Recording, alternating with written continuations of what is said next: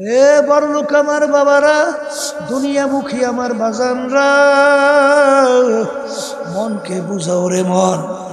আরে আজকে দুনিয়ার ভিতরে স্বাধীনতা পাইয়া ধরাকে সরাজ্ঞান মনে করো না। আলেম ওলামা হক্কানি তাদেরকে মারতেও চিন্তা করো না। এ জোরে বলো কথা ঠিক না বেটি? কিন্তু মনে রাখি আমার মালিকের ধরা বড় শক্ত ধরা।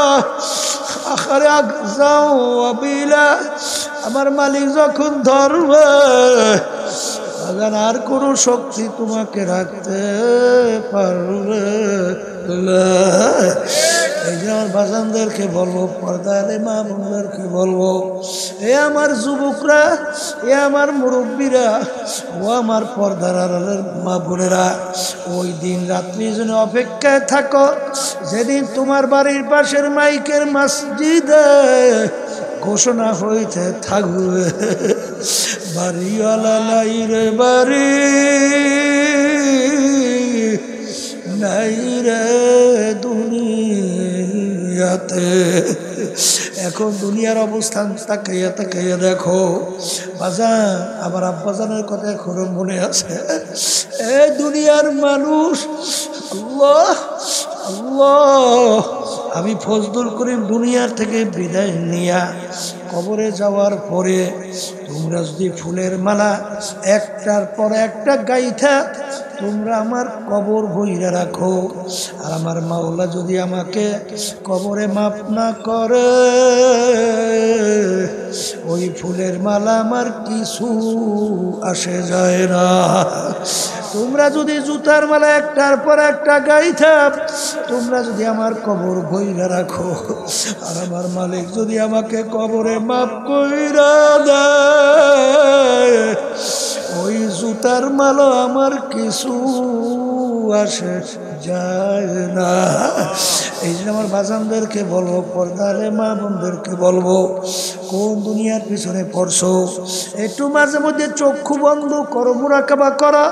বাজান দুনিয়ার সাধারণ আগুনের ভিতরে একটু আঙ্গুল ঢুকাইয়া দেখো, কয় মিনিট কয় সেকেন্ড ওই দুনিয়ার আগুনে আঙ্গুল রাখতে পারবা। 1 মিনিট আঙ্গুল রাখার শক্তি দুনিয়ার কোনো মানুষের নাই।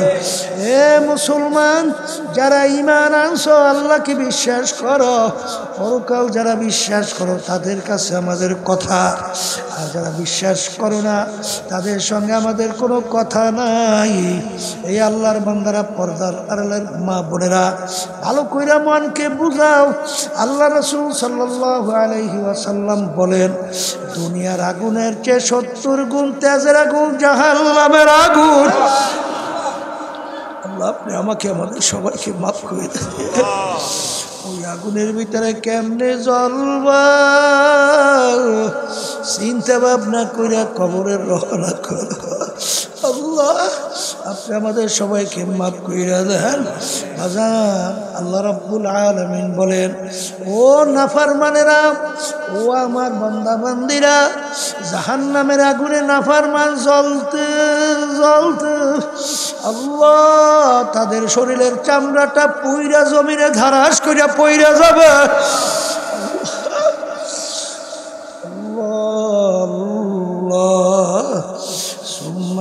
জাহান্নামের আগুনে জ্বলতে জ্বলতে ওই চামড়া পইরা জমিনে ধারাস কইরা পইরা যাবে, আবার নতুন চামড়া গজাইয়া যাবে।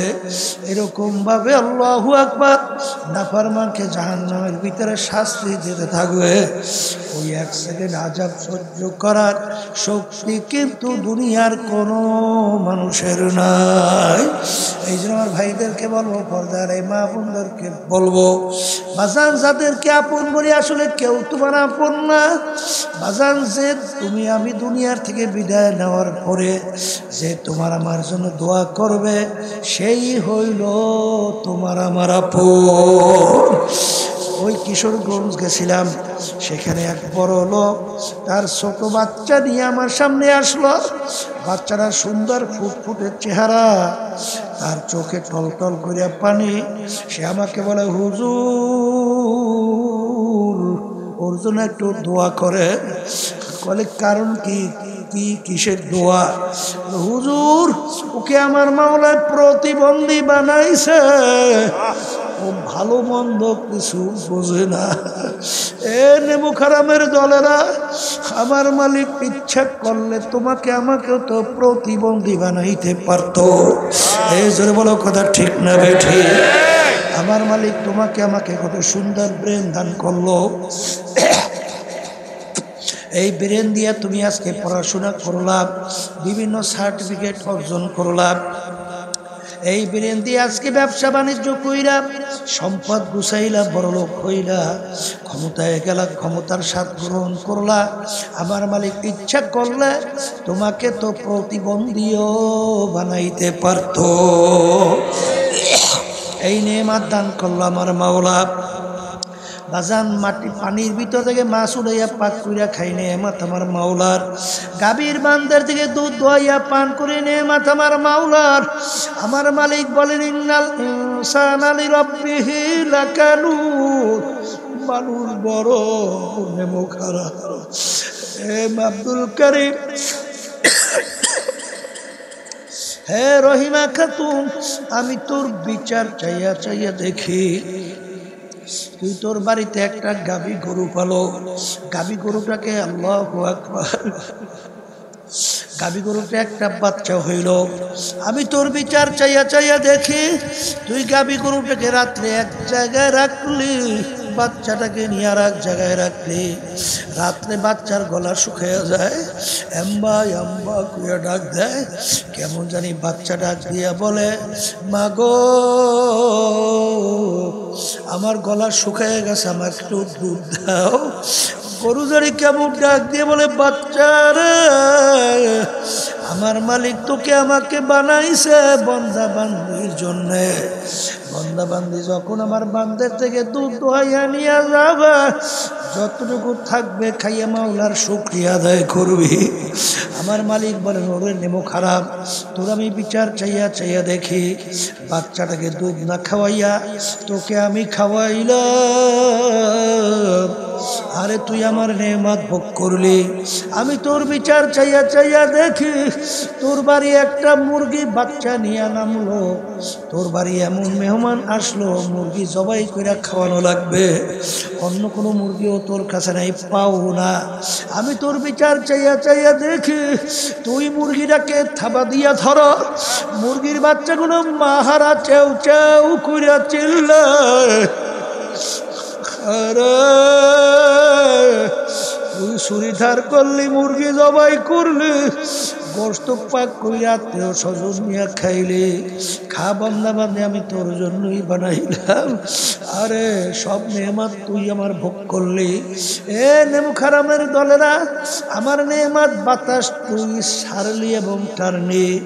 আমি যদি 5 মিনিটের জন্য বাতাস বন্ধ কইরা দেয়, তামাম দুনিয়ার বাদশাহ গিরি আর থাকবে না, বড়লোকের বড়লোক গিরি আর থাকবে না। বাজান বাংলাদেশের ভিতরে বড় ধনীর ভিতরে একজন যমুনা গরুর উপরে মালিক, করোনা ভাইরাস আক্রান্ত হয়ে মারা গেল। যখন শ্বাস টানতে ছাড়তে পারে না, ডাক্তারকে ডাক দে, বলে ডাক্তার কলম কাগজ নিয়ে আসো, যদি তুমি আমার শ্বাস টানা ছাড়ার ব্যবস্থা করতে পারো, কলম কাগজ নিয়ে আসো, আমার সমস্ত সম্পদ তোমাকে আমি লেখা দেব। বাজারে শ্বাস টানা ছাড়ার ব্যবস্থা নেয়ামতকে দান করলো। আমার মালিকের সমস্ত নেয়ামত ভোগ কইরা আওরে খবিস, আমার মাওলার সঙ্গে চ্যালেঞ্জ কইরা তুই বেহেশত বানাইলি, আমার মাওলার বেহেশতে যাবি না। আমার মাওলার হুকুম হয়ে গেছে, ইদা জা আজালুহুম লা ইস্তাখিরুনা সাআতাও ওয়া লা ইস্তাকদিমুন। ওরে খবিস, 1 সেকেন্ড পরেও হবে না, আগেও হবে না, তোর মৌত 1 সেকেন্ড আগে পরে হবে না। এই কথা বইলে যখন রূপটাকে খপ কইরা ধরলো, যখন টান দিয়া নিয়ে গেল, সাদ্দাদের ধরটা জমিনের ভিতরে পইরা রইল। আল্লাহুল মাওলা ফালাহুল কুল। যেই বন্দা বান্দি আমার মাওলার জন্য হইয়া যায়, ওই বান্দা বান্দির জন্য সব কিছু হইয়া যায়। এই আল্লাহর বান্দা তাওয়াক্কুলের মতো তাওয়াক্কুল করছে, এই ইমানের উপরে মজবুত রয়েছে, নফসের সঙ্গে জিহাদ করছে, আল্লাহ রাব্বুল আলামিন রাস্তা খুলে দেয়। এখন স্ত্রী একদিন আইসা তার পাও দুই জড়াইয়া ধইরা কান্দে, কান্দের বলে স্বামী গো আমাকে আপনি মাফ কইরা দেন, আমি বুঝি নাই, আমি তো আসলে নিজেই অন্যায় করছি, আপনি যদি মাফ না করেন আমার মালিক আমাকে মাফ করবে না। এরপরে সংসারের ভিতরে আমার মালিক এমন শান্তি দান করছে, এই শান্তির কোনো শেষ কি? এই জিহাদ করা লাগবে না? আসতে কয় লাগবে না? এই এমনিতেই আল্লাহর কাছে যাইয়া নাজাত পাইয়া জান্নাতে যাবে। আমার মালিক তো বলছেন পরীক্ষা বলে করবি করবি। ওয়ালানাবলুওয়ান্নাকুম, দুইটা তাকি, নুনে তাকি নামে তাকি, অবশ্যই অবশ্যই আমি পরীক্ষা করবই করব। পরীক্ষায় কেউ পাস না কইয়া আমার বেহেশতে ঢুকতে পারবি না। কথা কয় না? আল্লাহ কি কইছে? পরীক্ষা করবি। কেমন পরীক্ষা দেখেন? এই পর্দা কি আল্লাহর হুকুম, ফরজ ওয়াজিব না সুন্নাত? আর একটু আসতে কইতে ভয় করে না? বর্তমান তো বাংলাদেশে তো তাম দুনিয়াতে পর্দা বলতে নাই। আসতে পর্দার ওয়াজ করলে এক শ্রেণী মুসলমানরা কয় হুজুর এই বর্তমান যুগে ওই আওয়াজ চলে না, হুজুর এই বন্ধ করো। নাউজুবিল্লাহ আউজুবিল্লাহ করেন না? আমি আমার ভাইদেরকে জিজ্ঞেস করি এই পর্দা কি আমি করছি? কোনো পীর করছে? এই কোনো মুফতি করছে? কে করছে? হ্যাঁ, পর্দা হুকুম ফরজ করছে আল্লাহ, এটা তুমি আর আমি করি নাই। তুমি যদি 2 রাকাত জীবনে নফল নামাজ না পড়ো, এই জন্য তোমার জন্য জাহান্নামের হুকুম কয় বছর? জীবনে 2 রাকাত তাহাজ্জুদের নামাজ পড়েন নাই, এই জন্য জাহান্নামের হুকুম কয় বছর? কিন্তু একবার যদি আপনি ইচ্ছা করে ব্যবহার দেন, কমপক্ষে একটা কবিরা গুনাহ, আর একটা কবিরা গুনাহের জন্য কমপক্ষে 7000 বছর জাহান্নামের আগুনের ভিতরে জ্বলতে হবে। জোরে বলেন নাউজুবিল্লাহ। এই আল্লাহর বান্দারা, অনেকে আছে না সমাজ রক্ষা করে, আস্তে কি রক্ষা করে? সমাজ রক্ষা করে। হ্যাঁ, আর সাহাবায়ে কেরামদের চরিত্র কি ছিল? সমাজের সঙ্গে নিজেদেরকে পরিবর্তন ঘটায় নাই, সমাজকে পরিবর্তন ঘটাইয়া দিছে। এই কথা এইটা না অন্যটা? কথা এইটা না অন্যটা? হ্যাঁ, তাহলে বুঝা গেল। দেখেন আব্বাজান রহমাতুল্লাহি আলাইহির কথা শুনছি, নফসের সঙ্গে জিহাদ কেমনে করছে। আল্লাহু আকবার।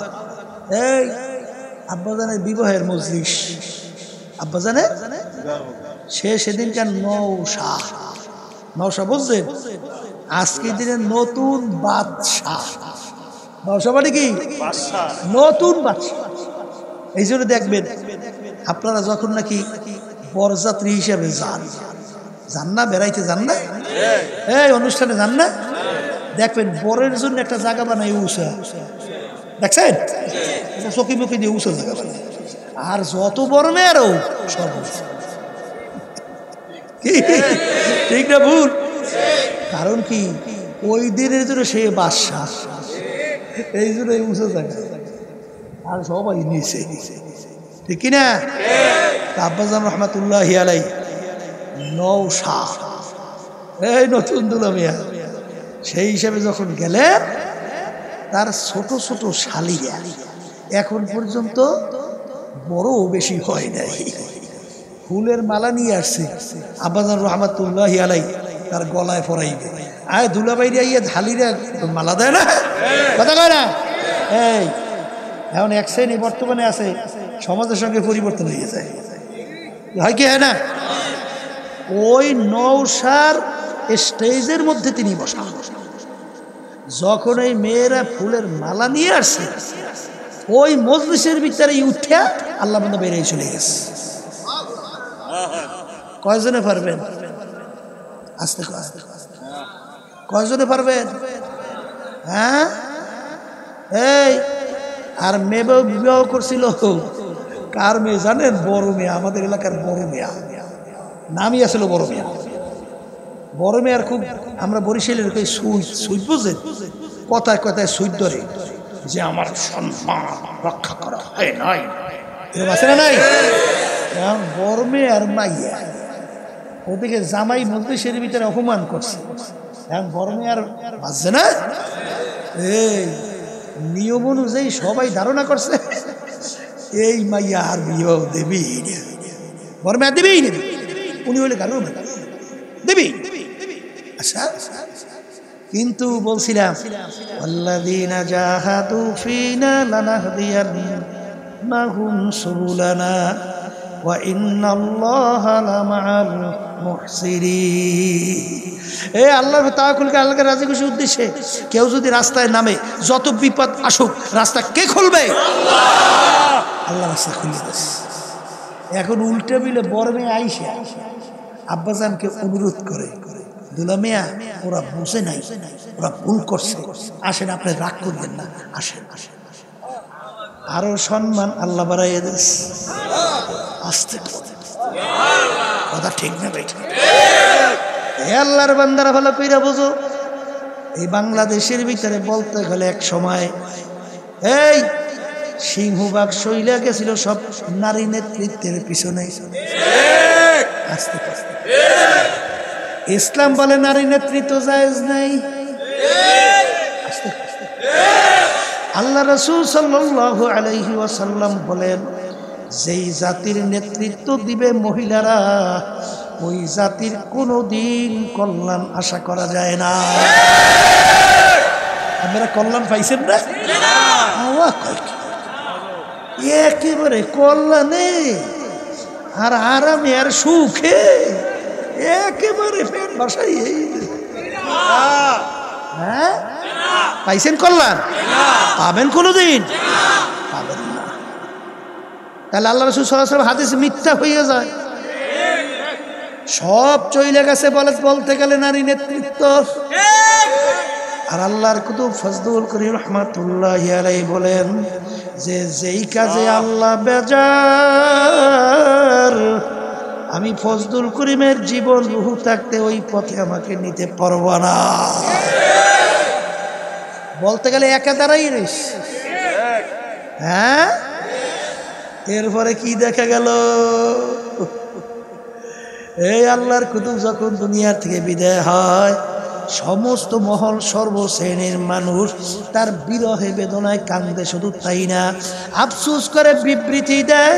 শুধু তাই না, এমনকি তার বিরহ বেদনায় আসমান পর্যন্ত কান্দে। আসমান যে কাঁদছে দেখছেন কি? দেখছেন দেখছেন কে কে দেখছেন? ভাই, এই আল্লাহ রাব্বুল আলামিন বলছেন, আমার বন্ধু ওলি, আমার খাস বান্দা যখন দুনিয়া থেকে বিদায় হয়, তার বিরহে পর্যন্ত আল্লাহ রাসূল সাল্লাল্লাহু আলাইহি ওয়াসাল্লাম বলেন আসমান পর্যন্ত কান্দে। তার বাস্তব দেখছে। আল্লাহ কত ফজল করে, যখন দুনিয়া থেকে বিদায় হয়ে গেল, আকাশে একেবারে চকচকে, একেবারে সূর্য চকচক চকচক করতেছে। কি খেয়াল আছে তো? হঠাৎ দেখি আকাশটা একটা হঠাৎ একটু মেঘাচ্ছন্ন হইয়া পিরি পিরি সিরি সিরি হালকা একটু বৃষ্টি, হালকা। এরপরে আবার দেখি যেই আকাশ সেই আকাশ। কি কথা ঠিক বলছি না? বলছি।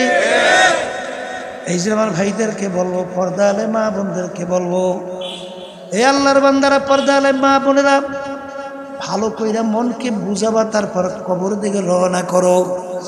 কারণ বাজান রে, নফসে আমারার সঙ্গে জেহাদ কইরা তোমার আমার জিতা লাগবে। কি জিতা লাগবে না? লাগবে না? আল্লাহর ফজলে রাজি আছি তো? সবাই রাজি আছি তো? আল্লাহ আপনাকে তৌফিক দান করেন। এখন রাজি তো আছি, কিন্তু আপনার আমার কোনোদিন নিজের শক্তির বলে, নিজের ক্ষমতার বলে কোনোদিন নফস আম্মারার ধোকার থেকে, শয়তানের ধোকার থেকে এই আল্লাহর হুকুমের উপরে চলা, নবীর তরিকা অনুযায়ী চলা কোনোদিন সম্ভব? কেউ কোনোদিন পারছে? কে কোনোদিন পারবে? এই জন্য আল্লাহর কাছে দোয়া করা লাগবে। কি দোয়া? তাআত তৌফিক তাআত হামজাতু, তাআত তৌফিক তাআত হামজাতু, ইয়ামানাত ওয়া ইজাবাত হামজাতু। হে আমার মালিক, হে আমার মাহবুব, দয়া মায়া করে যদি আপনি আমাকে তৌফিক শক্তি না দেন, কোনোদিন আপনার হুকুম অনুযায়ী, আপনার রসুলের তরিকা অনুযায়ী কোনোদিন আমার চলা সম্ভব না। হে আল্লাহর বান্দারা, জোরে বলেন কথা ঠিক না বেঠিক? হে আল্লাহর বান্দারা, পর্দা আলেম মা বোনেরা, ভালো করে মনকে বুঝা, তারপর কবরে রওনা করো। কারণ বাজার দুনিয়ার যে কোনো কাজে একবার যদি কেউ ঠগ, আবার ওই কাজের ভিতরে চেষ্টা করলে জিতবার আশা করা যায়।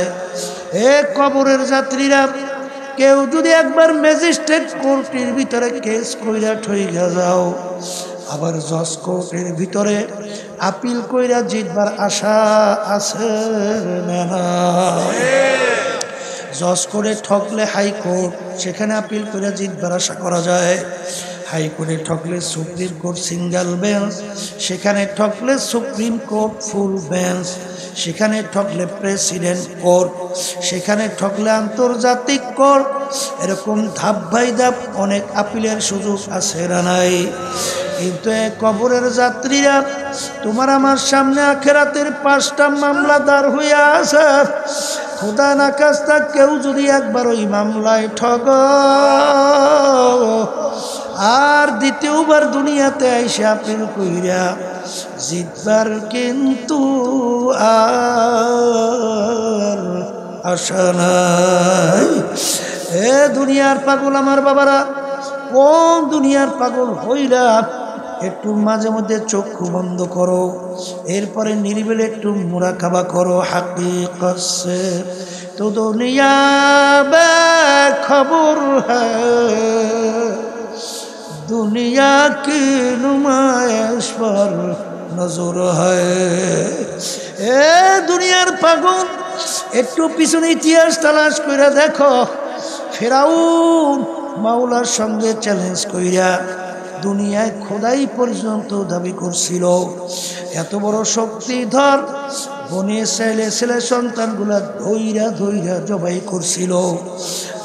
কোনো বাধা দেওয়ার কারো সাহস শক্তি ছিল না। এত বড় বদমাইশ আল্লাহ রাব্বুল আলামিন দুনিয়ার ভিতরে এরকম আরামে ওকে রাখছিল। ইতিহাসের ভিতরে দেখা যায় 750 বছরের মধ্যে ফেরাউনের একদিন সর্দি জ্বর হয় নাই। এত আরামে আমার মালিক ওকে দুনিয়ায় রাখলো।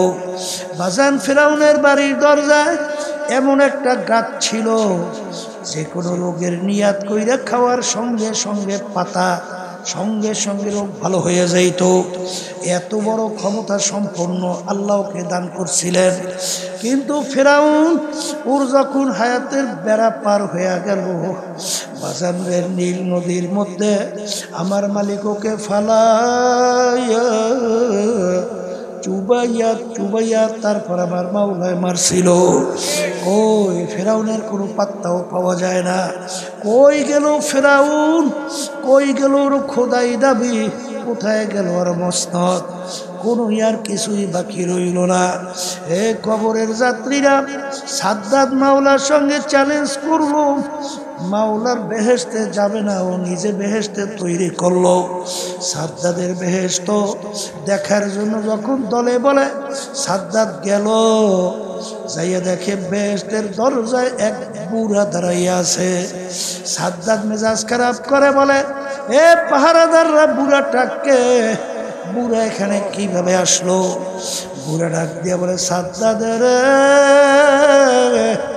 আমি আজরাইল আসছি তোর জান কবজ করার জন্যে। আজের কথা শোনার সঙ্গে সঙ্গে সাদ্দাদের শরীরে কম্পন শুরু হয়ে গেল। ভাই আজরাইল, বড় শখ কইরা বেহেশত তৈরি করছি, একটা নজর দেখার সুযোগ দাও।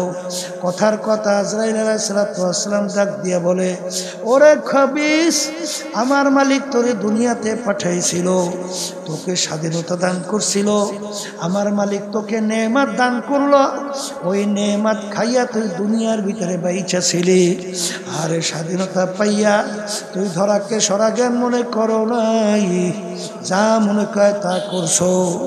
আজকে আমার মাওলার হুকুম হয়ে গেছে তোকে ধইরা নেওয়ার জন্য। ওরে খবিস, আমার মাওলার দেওয়া নেয়ামত চক্ষু দিয়া তুই দেখছিলি। এ কবরের যাত্রী আমার বাবারা, এ মুসলমান আমার বাবারা, এ পর্দার আড়ালের মা বোনেরা,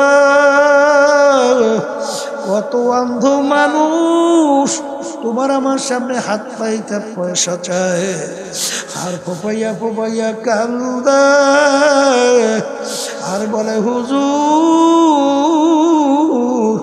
আপনি আমাকে একটা পয়সা দেন, চাউল কিনবো, ভাত ভাত কইরা খাবো। একবারে নেমো খারাপ, আমার মালিক ওকে চক্ষু দেয় নাই, তামাম দুনিয়াটা ওর কাছে ছিল বৃথা, আর আমার মালিক তোকে নেয়ামত দান করছিল চক্ষু। চক্ষু দিয়া তুই দেখলি আমার মাওলার নেয়ামত তুই পালন, হুকুম নেয়ামত পাইয়া তুই দুনিয়ার ভিতরে দেখলি, আমার মালিকের হুকুম পালন তো করলি না, বরঞ্চ আমার মালিকের সঙ্গে চ্যালেঞ্জ দিয়ে বেহেশত বানাইলি। ওরে খবিস, আমার মাওলার ব্রেন দিয়ে পড়াশোনা করলি, বিভিন্ন অর্থ সম্পদ কামাই করলি, ক্ষমতায় গেলি।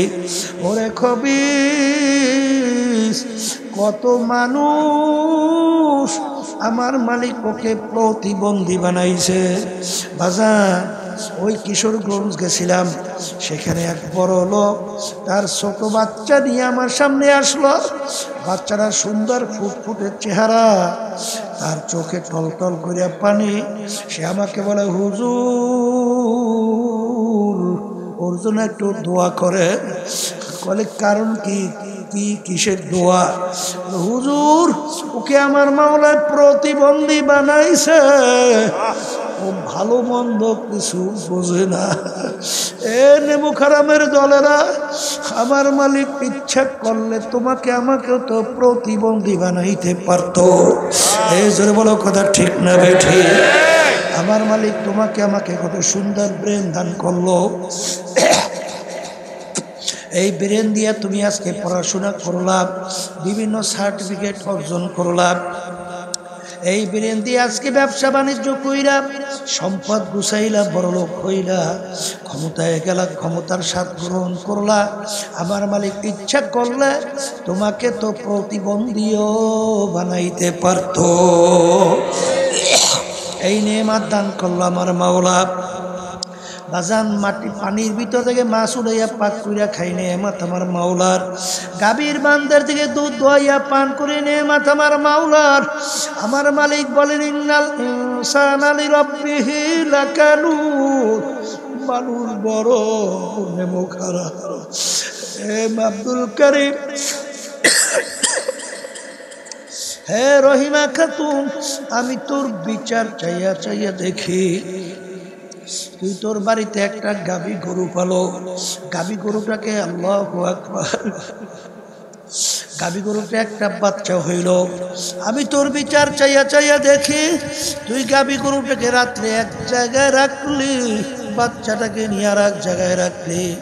রাত্রে বাচ্চার গলা শুকিয়ে যায়, এম্বা এম্বা কুয়া ডাক দেয়, কেমন জানি বাচ্চা ডাক দিয়া বলে, মাগো আমার গলা শুকিয়ে গেছে, আমার একটু দুধ দাও। গরু জানি কেমন ডাক দিয়ে বলে, বাচ্চারা আমার মালিক তোকে আমাকে বানাইছে বান্দা বান্দির জন্যে। বান্দা বান্দি যখন আমার বান্দের থেকে দুধ দোহাইয়া নিয়ে যাবে, যতটুকু থাকবে খাইয়া মাওলার শুকরিয়া আদায় করবি। আমার মালিক বলেন, ওরে নেমো খারাপ, তোর আমি বিচার চাইয়া চাইয়া দেখি, বাচ্চাটাকে দুধ না খাওয়াইয়া তোকে আমি খাওয়াইলাম, আরে তুই আমার নেয়ামত ভোগ করলি, আমি তোর বিচার চাইয়া চাইয়া দেখি তোর বাড়ি একটা মুরগি বাচ্চা নিয়ে নামলো, তোর বাড়ি এমন মেহমান আসলো মুরগি জবাই করে খাওয়ানো লাগবে, অন্য কোনো মুরগিও তোর কাছে নাই, পাও না। আমি তোর বিচার চাইয়া চাইয়া দেখি তুই মুরগিটাকে থাবা দিয়া ধর, মুরগির বাচ্চাগুলো মাহারা চেউ চেউ কইরা চিল্লায়, আরে তুই ছুরি ধার করলি, মুরগি জবাই করলি, গোস্ত পাক কইরা আত্মীয় স্বজন নিয়ে খাইলি, খা বান্দা বান্দে আমি তোর জন্যই বানাইলাম, আরে সব নেয়ামত তুই আমার ভোগ করলি। এ নেমু খারামের দলেরা, আমার নেয়ামত বাতাস তুই সারলি এবং টারলি, আমি যদি 5 মিনিটের জন্য বাতাস বন্ধ কইরা দেই, তামাম দুনিয়ার বাদশাহ গিরি আর থাকবে না, বড়লোকের বড়লোক গিরি আর থাকবে না। বাজান, বাংলাদেশের ভিতরে বড় ধনীর ভিতরে একজন যমুনা গ্রুপের মালিক করোনা ভাইরাস আক্রান্ত হয়ে মারা গেল। যখন শ্বাস টানতে ছাড়তে পারে না, ডাক্তারকে ডাক দে, বলে ডাক্তার কলম কাগজ নিয়ে আসো, যদি তুমি আমার শ্বাস টানা ছাড়ার ব্যবস্থা করতে পারো কলম কাগজ নিয়ে আসো, আমার সমস্ত সম্পদ তোমাকে আমি লেখা দেব। বাজারে শ্বাস টানা ছাড়ার ব্যবস্থা নেয়ামতকে দান করলো। আমার মালিকের সমস্ত নেয়ামত ভোগ কইরা আওরে খবিস আমার মাওলার সঙ্গে চ্যালেঞ্জ কইরা তুই বেহেশত বানাইলি, আমার মাওলার বেহেশতে যাবি না। আমার মাওলার হুকুম হয়ে গেছে, ইদা জা আজালুহুম লা ইস্তাখিরুনা সাআতাও ওয়া লা ইস্তাকদিমুন। ওরে খবিস, 1 সেকেন্ড পরেও হবে না, আগেও হবে না, তোর মৌত 1 সেকেন্ড আগে পরে হবে না। এই কথা বইলে যখন রূপটাকে খপ কইরা ধরলো, যখন টান দিয়া নিয়ে গেল, সাদ্দাদের ধরটা জমিনের ভিতরে পইরা রইল। ওই সাদ্দাদ আর ওর হুঙ্কার আর নাই। এ বড়লোক আমার বাবারা, দুনিয়ামুখী আমার বাজানরা, মনকে বুঝাও রে মন। আরে আজকে দুনিয়ার ভিতরে স্বাধীনতা পাইয়া ধরাকে সরাজ্ঞান মনে করো না, আলেম ওলামা হক্কানি তাদেরকে মারতেও চিন্তা করো না। এ জোরে বলো কথা ঠিক না বেটি? কিন্তু মনে রাখি আমার মালিকের ধরা বড় শক্ত ধরা। আখারে যাও আবিলা, আমার মালিক যখন ধরবে আর কোনো শক্তি তোমাকে রাখতে পারবে না। এই যে আমার বাজানদেরকে বলবো, পর্দারে মা বোনদেরকে বলবো, এ আমার যুবকরা, এ আমার মুরব্বীরা, ও আমার পর্দার মা বোনেরা, ওই দিন রাত্রি যেন অপেক্ষায় থাকো যেদিন তোমার বাড়ির পাশের মাইকের মসজিদে ঘোষণা হইতে থাকবে, বাড়িওয়ালা নাই রে বাড়ি, নাই রে দুনিয়াতে। এখন দুনিয়ার অবস্থান তাকাইয়া তাকাইয়া দেখো বাজান, আমার আব্বাজানের কথা এখনো মনে আছে। এই দুনিয়ার মানুষ, আল্লাহ আল্লাহ, আমি ফজলুল করিম দুনিয়ার থেকে বিদায় নিয়া কবরে যাওয়ার পরে তোমরা যদি ফুলের মালা একটার পর একটা গাইথা তোমরা আমার কবর বইরা রাখো, আর আমার মাওলা যদি আমাকে কবরে মাফ না করে, ওই ফুলের মালা আমার কিছু আসে যায় না। তোমরা যদি জুতার মালা একটার পর একটা গাইথা তোমরা যদি আমার কবর বইরা রাখো, আর আমার মালিক যদি আমাকে কবরে মাফ কইরা দেয়, ওই জুতার মালা আমার কিছু আসে যায় না। এই জন্য আমার বাজানদেরকে বলবো, পর্দারে মা বোনদেরকে বলবো, কোন দুনিয়ার পিছনে পড়ছো, একটু মাঝে মধ্যে চক্ষু বন্ধ করো, মুরাকাবা করা।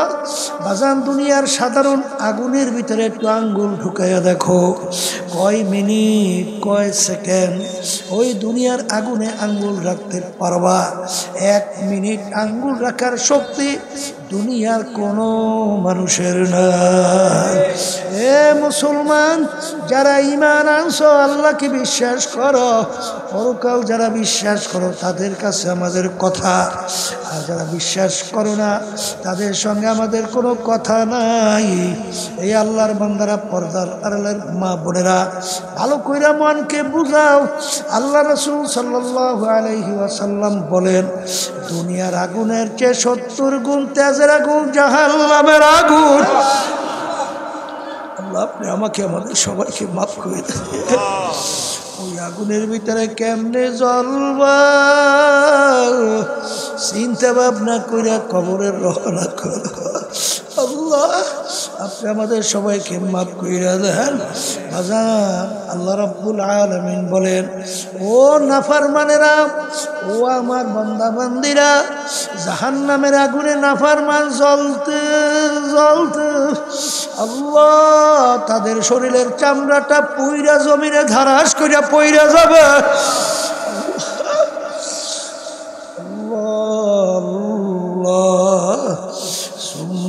জাহান্নামের আগুনে জ্বলতে জ্বলতে ওই চামড়া পইরা জমিনে ধারাস কইরা পইরা যাবে, আবার নতুন চামড়া গজাইয়া যাবে।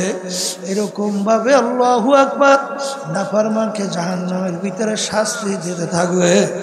ওই 1 সেকেন্ড আযাব সহ্য করার শক্তি কিন্তু দুনিয়ার কোনো মানুষের নাই। এই জন্য আমার ভাইদেরকে বলবো, পর্দার এই মা বোনদেরকে বলবো, বাজান যাদেরকে আপন বলি আসলে কেউ তোমার আপন না। বাজান, যে তুমি আমি দুনিয়ার থেকে বিদায় নেওয়ার পরে যে তোমার আমার জন্য দোয়া করবে, সেই হইল তোমার আমার আপন। এই জন্য আমার ভাইদেরকে বলবো, পর্দার এই মা বোনদেরকে বলবো, আমি আপনাদের জন্য দোয়া করি, আমিও দোয়া চাই। মালিক যেন আমাদেরকে ঈমানকে মজবুত কইরা, আল্লাহর ভয় ভিতরে পয়দা কইরা, খাঁটি মুসলমান হইয়া কবরে যাওয়ার তৌফিক দান করে।